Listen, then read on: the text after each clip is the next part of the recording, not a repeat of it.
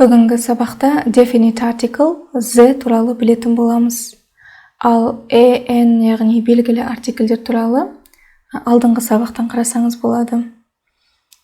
Definite article the that деген сілтеу есімдігінен туындаған that сол анау деген ұғымды білдіреді.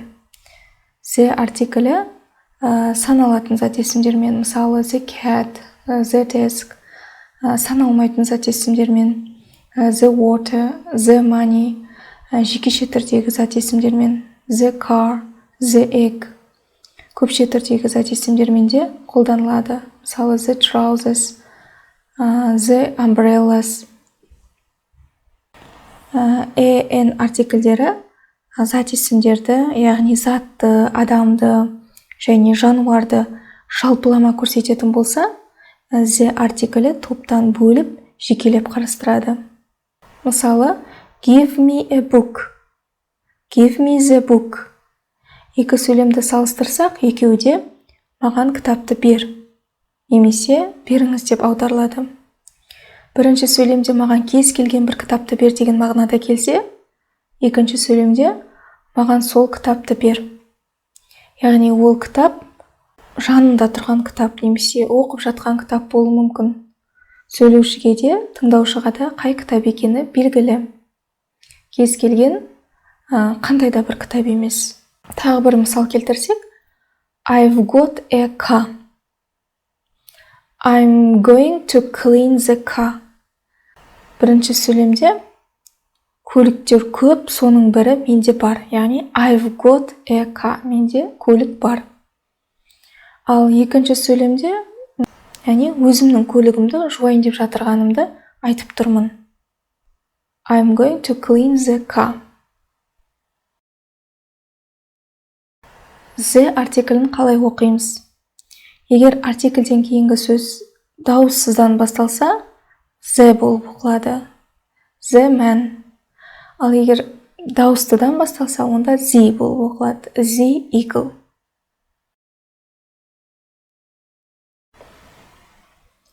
The артиклі қай кезде керек? After introducing the noun. Зат есімдерді бірінші рет айтқанда en артиклдері қолданылса, ал екінші рет сол зат, адам немесе жануарлар туралы қайта айтқанда the артиклін қолданамыз. Мысалы, she bought a dress. The dress was expensive. Ол көйлек сатып алды, көйлек қымбат болды.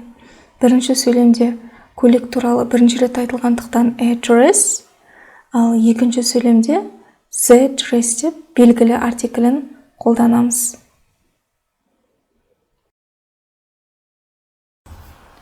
When it is clear which thing or person we mean. For example, please close the window. Өтінемін, терезені жапшы. Бұл сөйлемде дәл қазір ашық тұрған терезе туралы айтылып тұр. Тыңдаушыға да, сөйлеушіге де қай терезе екені белгілі. Superlative degree of adjectives.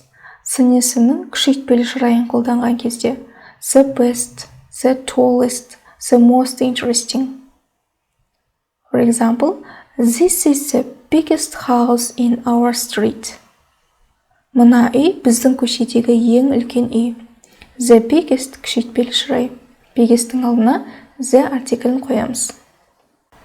When something is unique, there is only one of that thing. Өз алдына жалғыз зат есімдермен қолданылады. The earth, the sky, the sun, the moon, the president, the government, the postman, the end, the beginning. Яғни жер, күн, ай біреу болғандықтан, елді басқаратын президент, үкіметте біреу болғандықтан, the артиклін қолданамыз. Ordinal numerals, реттік сан есімдермен. The first, the fifth, the sixth, the tenth. For example, the office is on the second floor. Офис екінші қабатта орналасқан. Do the first exercise. Бірінші жаттығуды орында. Бұндағы реттік сан есімдер the second, the first.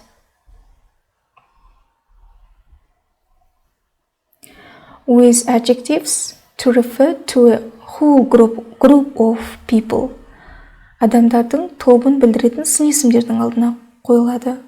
The Kazakh, the rich, the young, яғни қазақтар, бай адамдар, the rich, жастар, the young. With geographic names, географиялық атаулармен де the артикль қолданылады. Oceans, seas, rivers, canals, мұхит, теңіз, өзен, каналдардың атауларының алдына. The Atlantic Ocean, the Caspian Sea, the Thames, the British Channel. Plural names of countries, islands, mountains, яғни көпше түрдегі елдердің, аралдардың, таулардың атауларының алдына. The Netherlands, the Alps, the Bahamas Islands. Names with Republic, States, Kingdom. Яғни осы Republic, States, Kingdom сөздері келсе, онда біз the артиклін қолданамыз. The United Kingdom, the United States of America, the Russian Federation. Келесі, with cardinal points. The North, the South, the East, the West. Негізі, артикль туралы тақырып өте ауқымды. Осы сабақта негізгі ғана ережелермен таныс болдық. Ал енді the артиклі қойылмайтын атауларды ескерген жөн. Ал артиклдер қойылмайтын зат есімдерге бөлек сабақ арнайтын боламыз. Қазір негізгілеріне тоқталайық. Артикль қай кезде қойылмайды? Фамилия мен есімдерге Мұхтар Әуезов, Билл Уайт, қаланың аттары, Алматы, Лондон, Брайтон, көшенің, алаңдардың алдына. Әл-Фараби Street, Independence Square, Wall Street, кейбір континенттердің алдына. Asia, Америка, Африка, көптеген мемлекеттердің алдына. Қазақстан, Russia, Great Britain. Сабақ түсінікті болса, жаттығу орындап көрейік. Ал егер түсініксіз болса, артиклдер туралы бірінші бөлімді қарауға кеңес беремін. Мына жаттығуда n және z артиклдерін қою керекпіз. Біріншісі, it's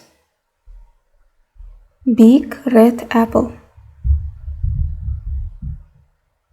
Jane's mom is teacher and her dad is engineer.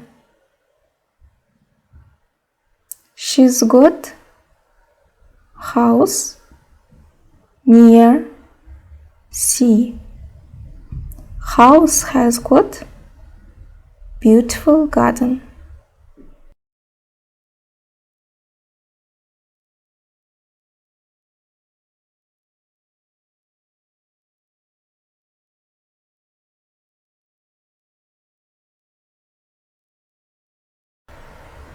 She's manager of the company.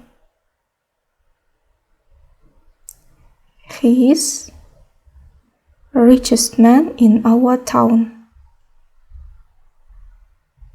John is excellent doctor. Pacific Ocean is very large. The bus will arrive in hour.